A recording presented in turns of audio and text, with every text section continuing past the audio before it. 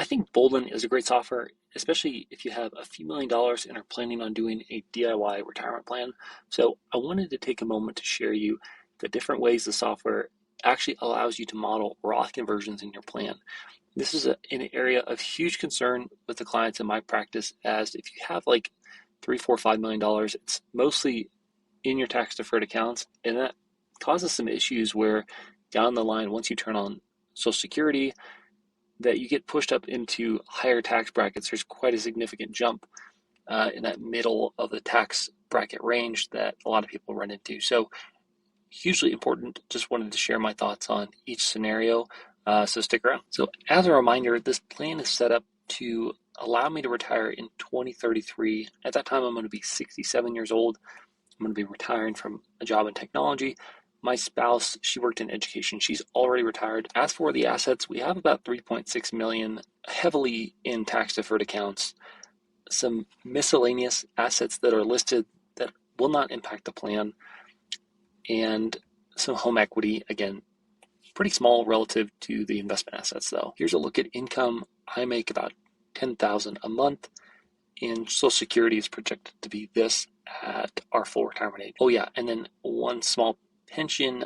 It's already being received though. So as you can see, initially we do have quite a bit of flexibility within our income.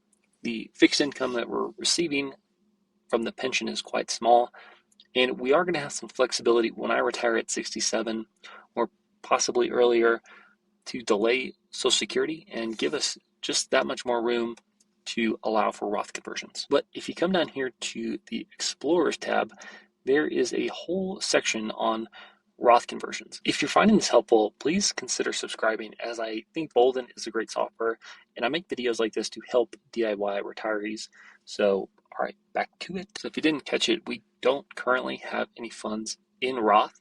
So we're going to have new accounts when we eventually execute this strategy. With the highest estate value, this is going to be a scenario where we're not going to be as concerned about the deferred tax liability in the assets at the end of your life as we model it in the Boldin software. So this is going to work really well for an individual or family whose primary concern is going to be leaving assets for a charitable purpose, because they won't have to pay the taxes at that time. The tax bracket limit, this is really useful to see, if a common strategy is I want to go up to the 24% bracket. That's where that big, jump up into the 30s happens. So I want to see if I just limit and do Roth conversions every year up to that 24% bracket limit, how is that going to impact my plan longer term? The one that's very similar to this tax bracket limit is this IRMAA bracket limit, and seeing, hey, yeah, I don't want to pay any IRMAA over my lifetime, or I'm comfortable up to a certain level. Let me see what that would be projected to be. And then the one I skipped over here, lowest lifetime tax liability, just trying to really minimize that payment that you are going to make personally to the government.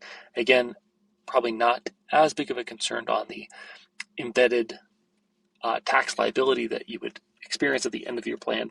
The idea being your heirs or whoever you're leaving the money to at that time might have a lower tax rate than you would during your life.